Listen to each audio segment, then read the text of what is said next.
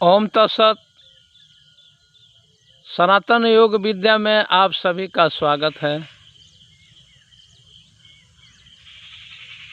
कुछ लोग योग का मतलब शरीर को ऐंठना, शरीर को मोड़ना, घोड़े के जैसा भागना, बंदर के जैसा गुलाठी मारना, योग का मतलब कुछ लोग यही समझते हैं। लेकिन योग का जो वास्तविक मतलब होता है ये हरियाली बताता है कि ये बीज किस तरह से धरती का योग किया है और अपने जीवन को हरा भरा कर लिया है।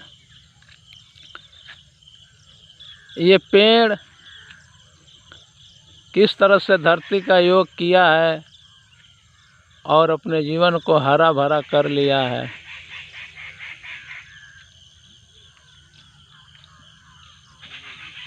सुबह सुबह उठ करके टहलना, गुलाठी मारना, घोड़े के जैसा भागना, अगर योग होता तो घोड़ा भी योग गुरु होता, बंदर भी योग गुरु होता। योग की पद्धति बहुत ही संवेदनशील है। योग को समझना है, योग को बहुत ही गहराई से समझना है। योग क्या है, योग से हमारा क्या संबंध है, योग हमारे जीवन में कितना उपयोगी है, इस बातों को बहुत शांत चित्त करके समझना है। ये जो आप आकाश देख रहे हैं इस समय, ये आकाश जो खाली दिखाई देता है, लेकिन इस आकाश में जो चांद सितारे हैं, जो ग्रह नक्षत्र है, जो आकाश गंगा है, वो इस समय कुछ दिखाई नहीं देता क्योंकि सुबह का बेला है। देखिए ये आकाश कैसा है, बिल्कुल खाली दिखाई दे रहा है, लेकिन इस आकाश में एक महायोग है जो दिखाई नहीं देता है। वो तो योग की साधना करके जब आप आकाश की यात्रा करेंगे तो पता चलेगा कि इस आकाश में क्या क्या भरा पड़ा है। ये आकाश से जब हम धरती पे आते हैं तो धरती की हरियाली देख करके हम समझ लेते हैं कि जीवन धरती पे ही है। योग साधना से जो मैं जाना हूँ, जीवन सर्वज्ञ है, इस धरती पे भी है, इस आकाश में भी है, और इस धरती और आकाश के पार भी जीवन है। जो योगी इस आकाश के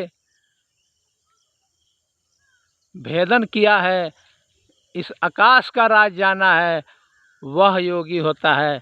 इस धरती पे तो गुलाठी मारने वाले बहुत तरह के योगी मिलेंगे, रूप बनाए बैठे हैं, जलवा सजाए बैठे हैं और आपके मन को उसी जलवे में फंसा करके हलवा खाते हैं। योगी आकाश के पार जा कर के जीवन को देखता है। कहा गया है ना, छित जल पावक गगन समीरा, पंच तत्व मिली अधम शरीरा। ये पांच तत्व है, धरती, जल, अग्नि, वायु और आकाश। ये पांचों अधम है, और जो योग की साधना करके ये पांचों के पार जो जाता है, जो रूहानी सफ़र करता है, वह योग के बारे में कुछ जानता है, वह योग के बारे में कुछ समझता है।